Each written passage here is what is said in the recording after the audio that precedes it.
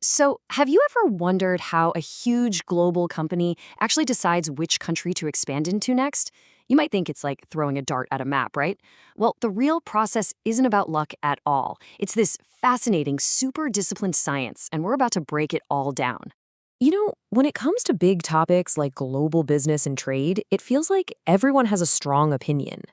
It's like Professor Vostaris says here, people are so quick to jump in and say, oh, let me tell you the correct answer.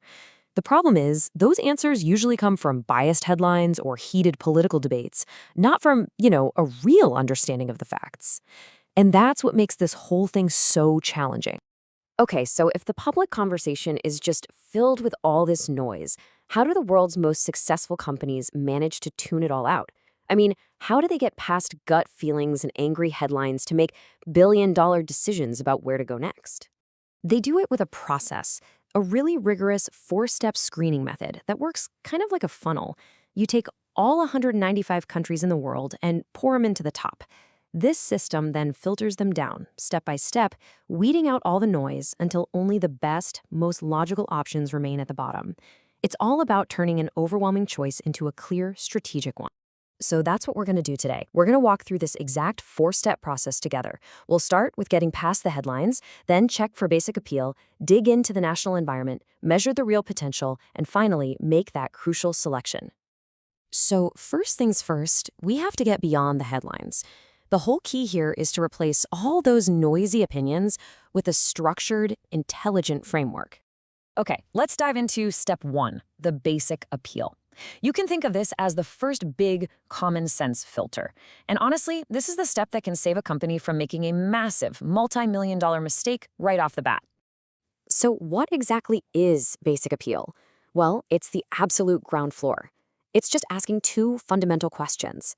One, is there a basic need for our product here?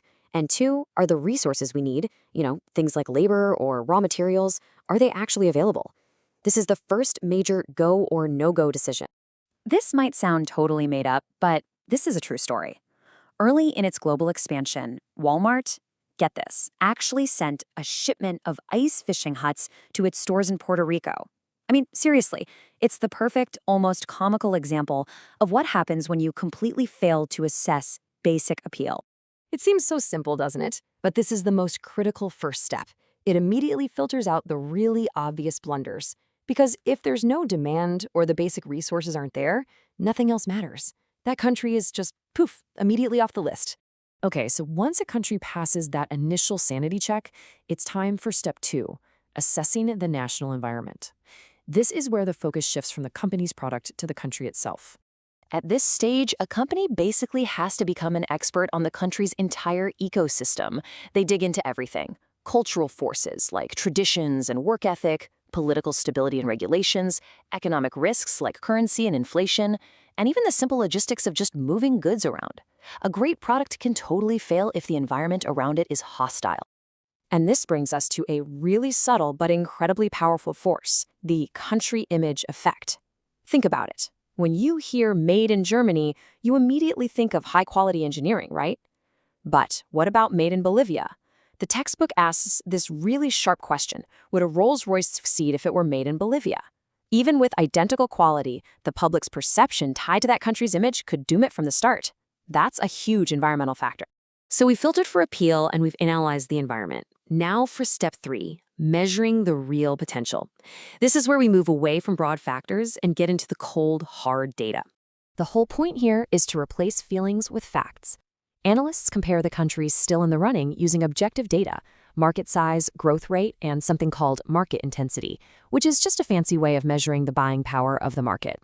They score everything from infrastructure to country risk. This is how a vague feeling like, this seems like a good country, gets translated into a hard number like, this country has a market potential score of 8.2. And to do this, they use some pretty powerful tools. These data maps let them visualize key indicators all across the globe. What we're looking at here is phone and internet penetration, a key part of that commercial infrastructure. With just one look, you can immediately spot which regions are highly connected and which ones aren't. It's a super fast, effective way to compare dozens of countries on a single metric. So after all that screening and all that data analysis, a company is left with just a handful of promising candidates. Now comes the final, and maybe the most intensive step of all, the final selection. This final stage really boils down to two key actions. First, conducting field trips to the finalist countries, and second, performing a really deep, detailed analysis of the competitors who are already on the ground there. Data can only tell you so much. Now it's time for some real-world experience. And these field trips are absolutely critical. This is where executives get out of the boardroom and get their boots on the ground. They're there to see the culture firsthand, to meet the local workforce, and to make those personal connections that are so vital for business. It's about capturing that feel for a place that no spreadsheet can ever provide. So you see, it's the complete opposite of just throwing a dart at a map. It's a disciplined, logical funnel. You start with the whole world, filter out the non-starters, analyze the environment, quantify the potential with data, and finally, confirm it all on the ground. You're left with just a small handful of data-backed, well-researched finalists. And that really leaves us with a final thought. We have more data than ever before. We can analyze markets with incredible precision using AI and big data. But as we've just seen, that final step still relies on human experience, the field trip, the handshake, the cultural observation. So the question is this process becoming a perfect science? Or will choosing where to go global always be, just a little bit of an art?